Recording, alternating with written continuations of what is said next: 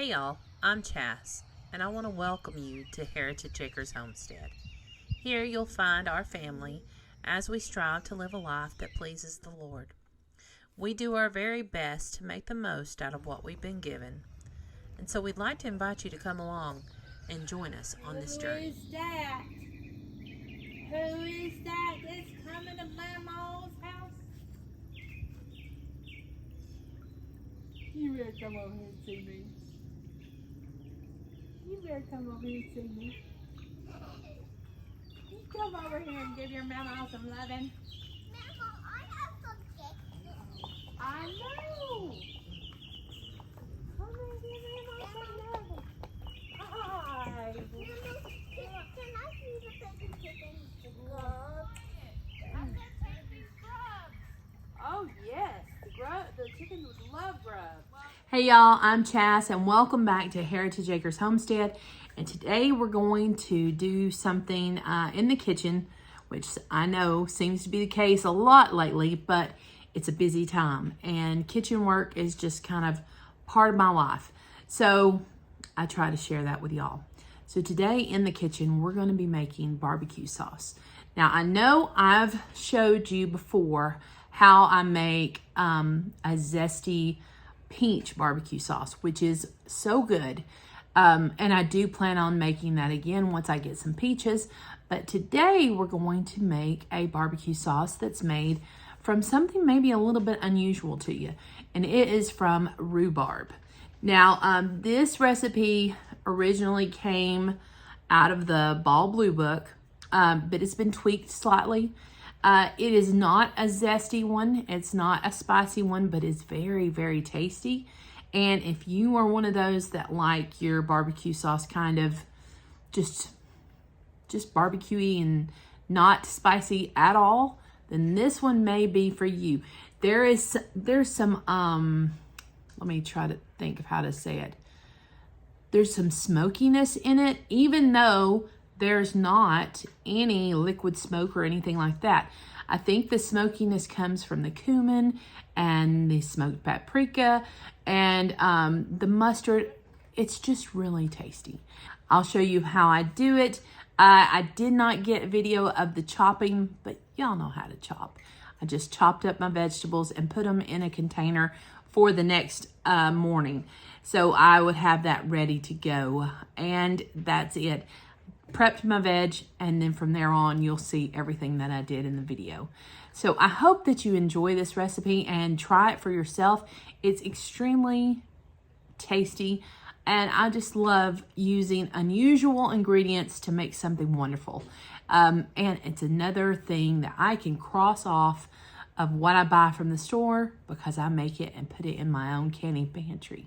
So I hope you love it. I hope you enjoy this video, and thanks again for watching. Okay, I've got my stock pot here at the stove, and I have all this that I chopped last night. What this is a cup of onion. You can use whatever onion you got or what you like.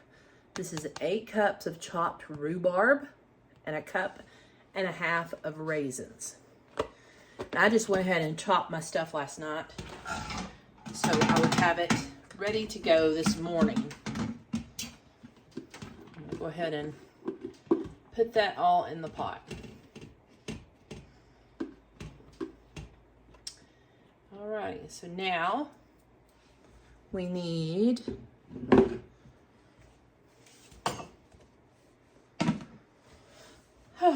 a cup of apple cider vinegar.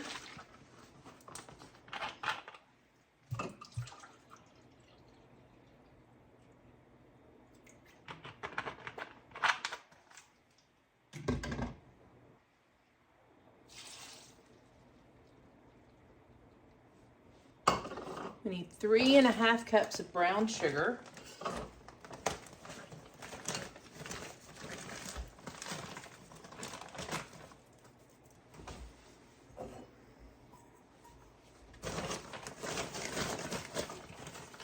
It doesn't have to be like really packed in. There's 1.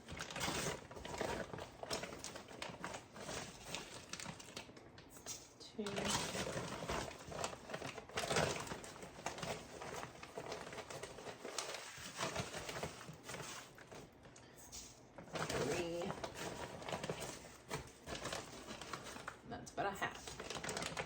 Good deal.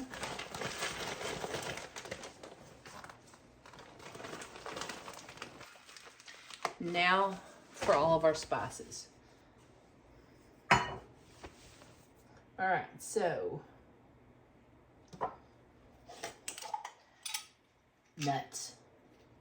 All right, let me go grab my cinnamon. I'm out. All right, I have to fill up my cinnamon jar.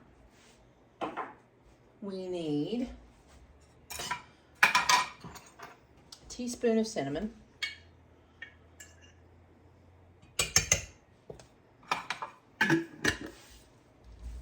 a teaspoon of ginger,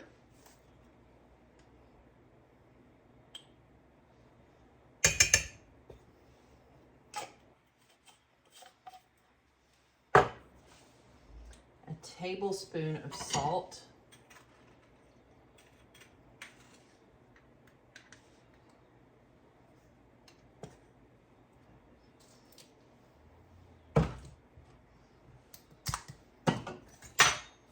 a half a teaspoon of pepper,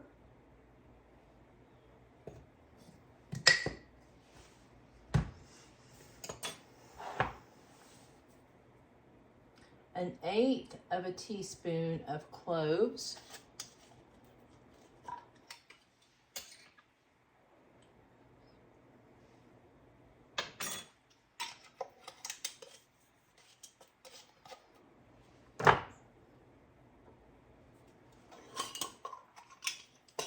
two tablespoons of cumin,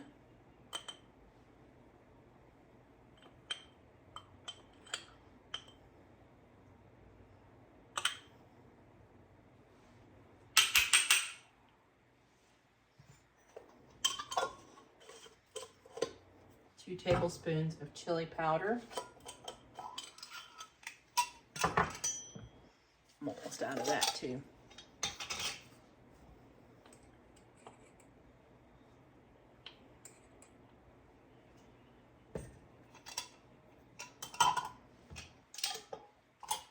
Fill that one up.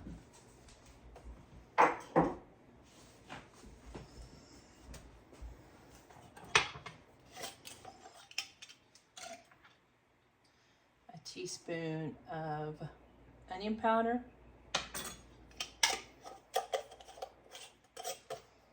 A teaspoon of garlic powder.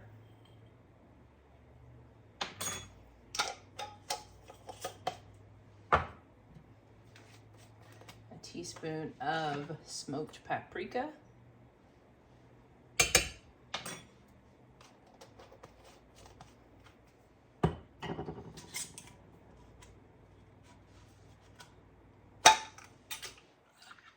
two teaspoons of dry mustard,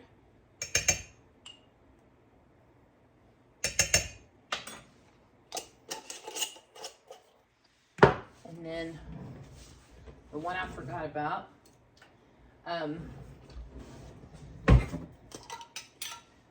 teaspoon of coriander.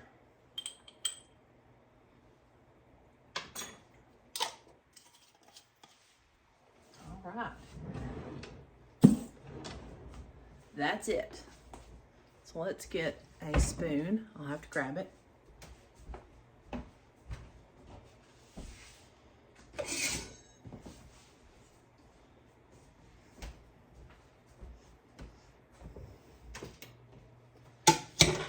Give that a big stir.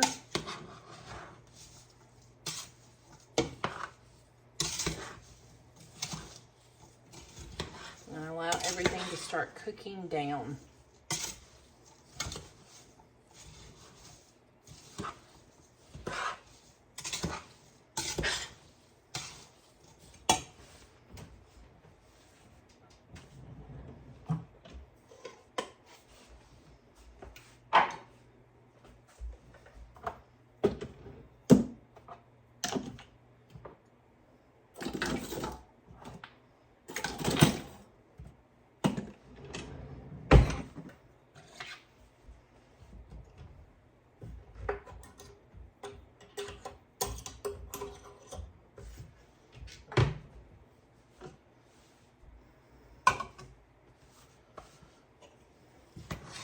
We want to stir this until we know that it's producing enough liquid that it's not going to scorch on the bottom. Let me show you how pretty it is. Hang on.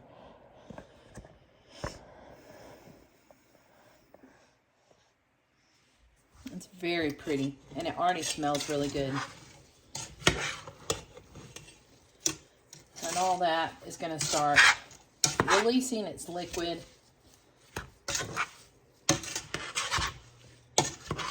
and begin to get soft. So we're going to let that go ahead and cook. I've already got my steam canner set up here with water in it, so it will be ready to go once this is finished. This is probably going to take a good, I don't know, 30 minutes or so at least to start getting cooked. And then once everything's soft, we'll come in with the immersion blender. So now I need to refill my jars while I'm waiting on this.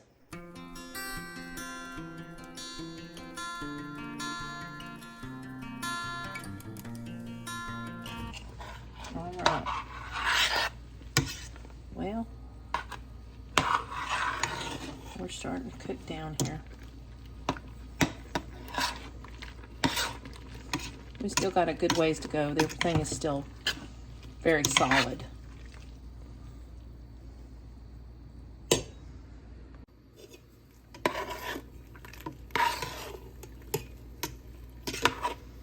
Everything is starting to cook down a little bit, but we're still pretty solid. So we're going to continue to cook.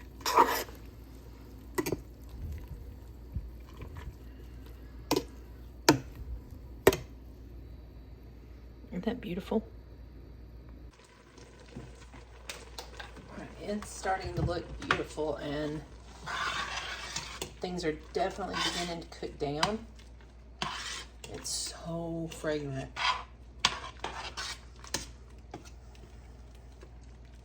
I'm going to actually give it a whiz with the immersion blender just to see how things are starting to break up. It may not be to the point where everything's going to be smooth yet, but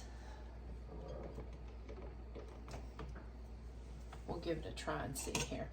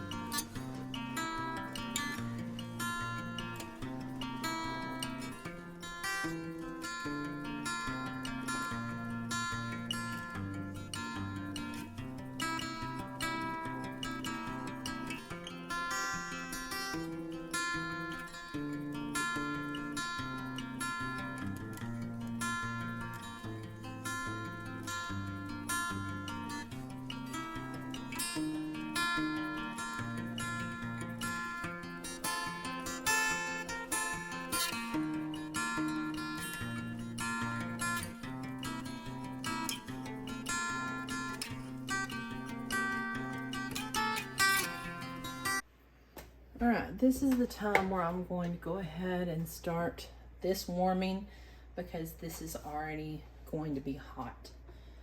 So I like the flavor. I like the thickness of everything. So I'm going to just start putting the sauce into jars.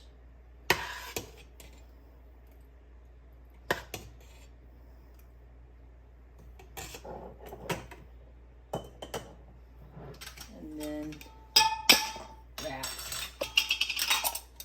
Adding a lid and a ring. These are my sunshine jars from Ball. I really love them. I think they're super pretty. So now, just working quickly, I'm going to jar up the rest of these.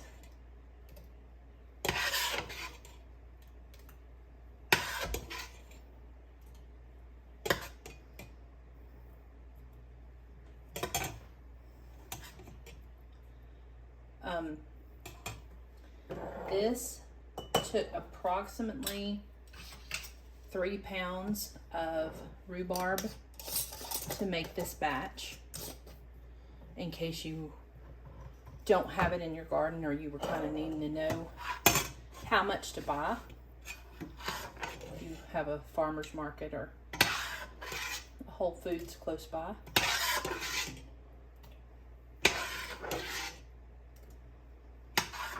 I hope to have more than enough in my garden again.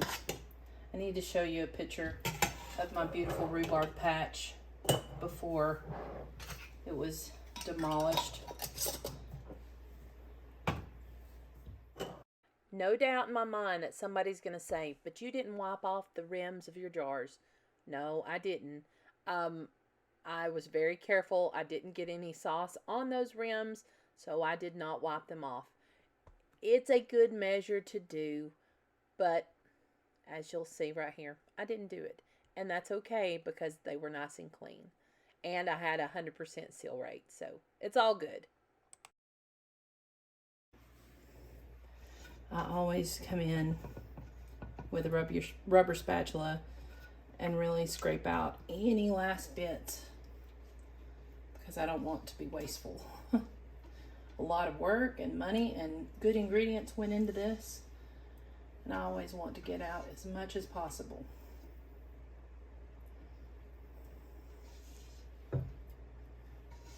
Time.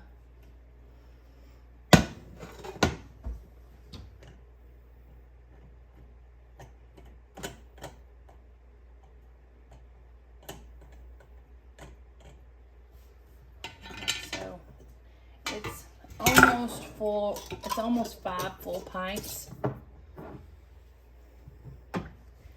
So I use a steam canner. So all my jars have new lids and rings. I'm putting it on the steam canner. Now that I've got the lid on, I want to turn it up so I can see the dial on the top easily. Like for me, when it gets over here to this dark green, that's when I start my timer. And we're going to can these for 15 minutes. So check your settings, like where you're located, to see just how long or how high of a temperature yours has got to get to, because it's all based on the altitude of where you live. All right, let me see if I can show y'all. It's steaming. So see how the red little ticker there is over in the dark green? That means my canner is ready to start timing. So I will hit timer for 15 minutes and start. And I'm actually going to turn this down because when it's jiggling like that, it's a little too high. We just want it to steam, but we don't want it to over steam. So it's well beyond that dark green, so turning it down will just help it not to jump around so much. This over here is some whey that I'm working on making ricotta with. So 15 minutes in my steam canner or a water bather if that's what you do. And that's all we do to can this beautiful barbecue sauce. Now I allowed this to cool down.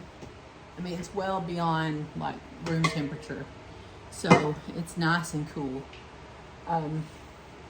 They're still warm, but they're easy enough to handle. But my barbecue sauce turned out beautiful, and I had almost 5 pints.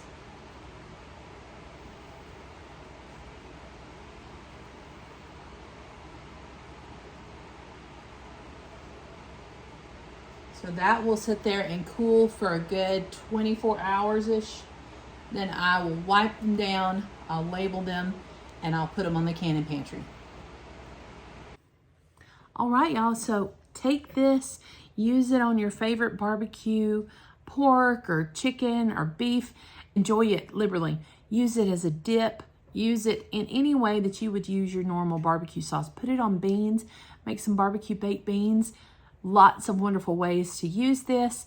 And again, like I said before, it's just another great thing that you can have on your pantry, using up ingredients that come from the garden and just a few things that you got from the store. So thanks again for watching. I hope you enjoyed it. I'd love to hear from you. If you don't care to leave me a comment or even just like and share, it just really helps my channel a whole lot. And I just want to say I really appreciate any or all of it. So have a great day, y'all. God bless you. And I hope you come back again soon. Bye-bye.